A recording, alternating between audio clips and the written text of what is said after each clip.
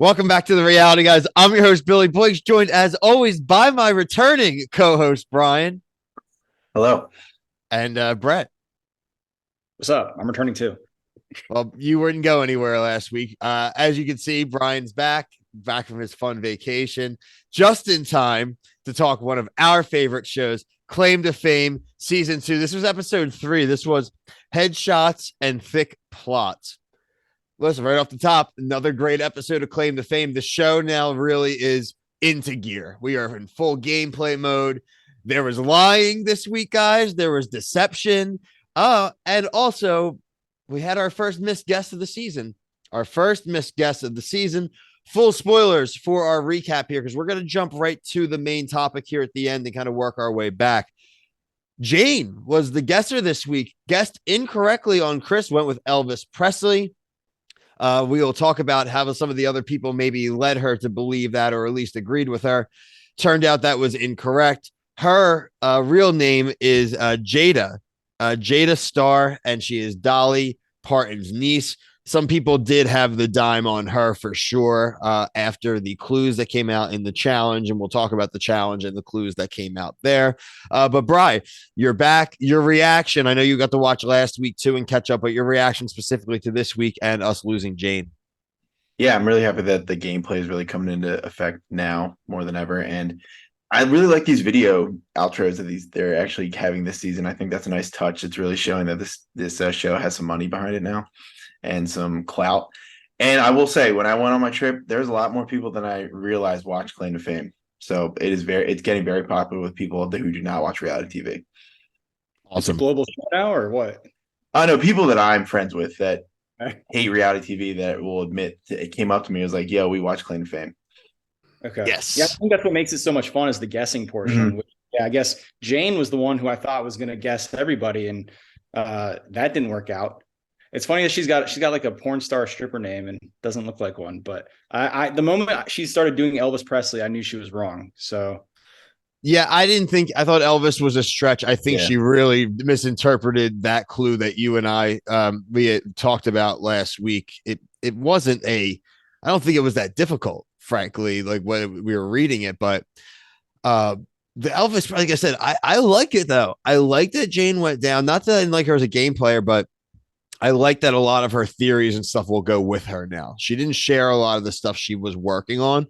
And unless she leaves her book or something for somebody, I really now want to see everyone pick up the pieces here. Overall, though, I want to go back to the beginning of the episode, and I kind of want to roll through everything as we go. Gabriel had a lot of action, obviously being in the bottom two as well.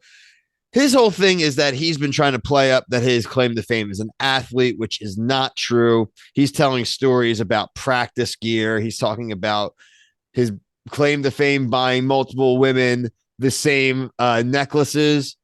Now that part's true, definitely right. Like that part's 100% true. Like is he Nick Cannon?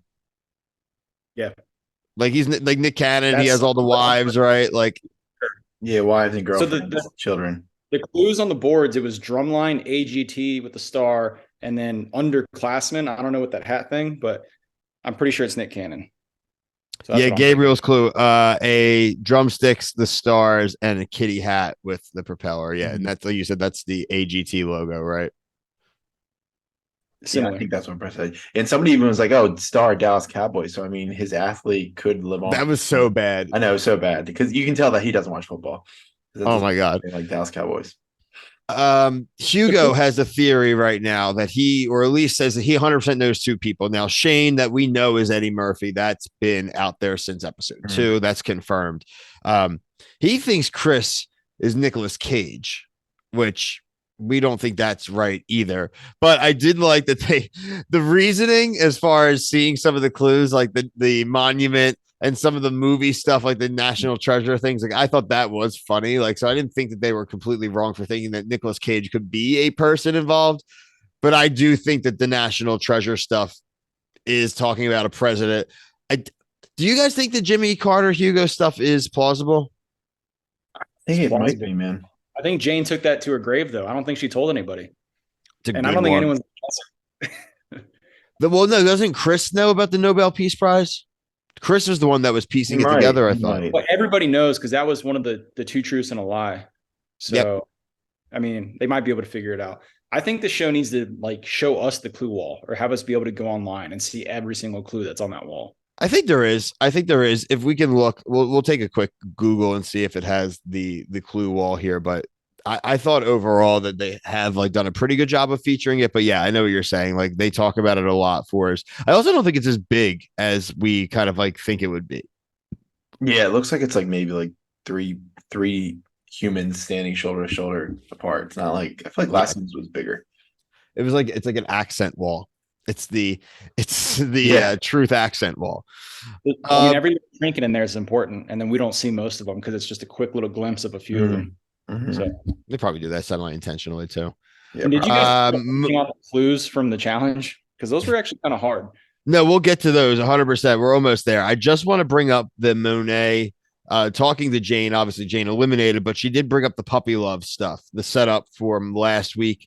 They're saying that she did say that it was like the first single. And so, that was like, oh, crap. Okay. So that was where we started to hear what was going on. Jane was getting herself psyched out, started to ask people, and made you kind of think in my head too, based off the editing, that Jane was probably going to be involved in the elimination. She had a lot of screen time this week.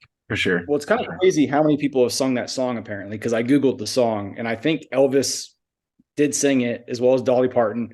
And then I Donny think Osmond. I think the 70s thing was important because other people have sung it. No, for sure.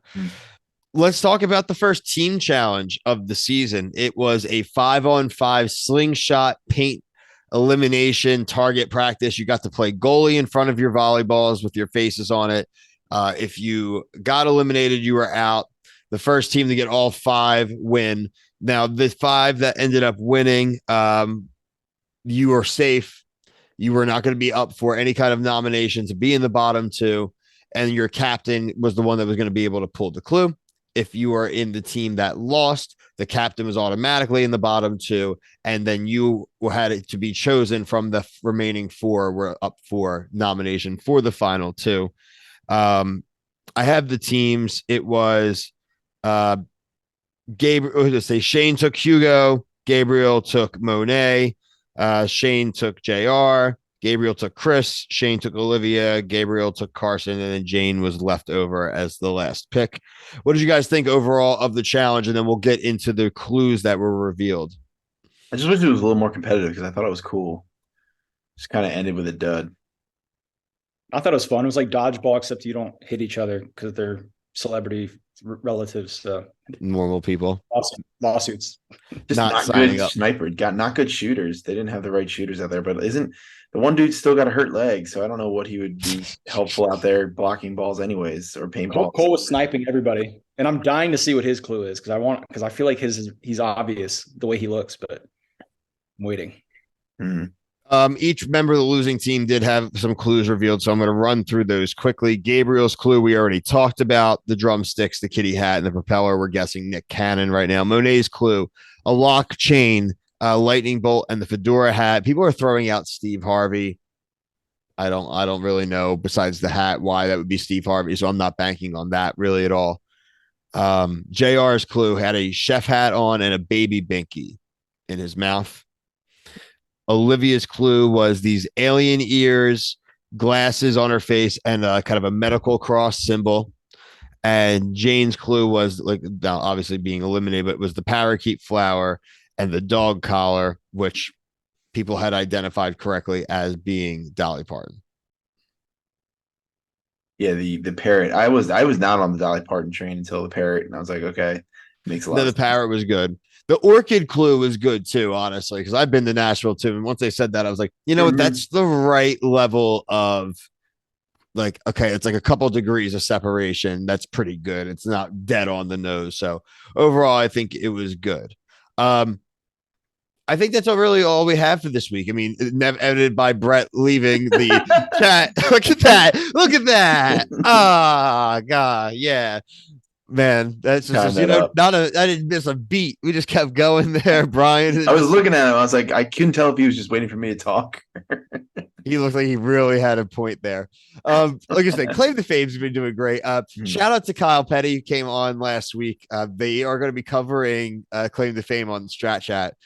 They're also now watching Temptation Island and the Big D. So Love that. we'll I pat love on that so our much. backs for growing the network there.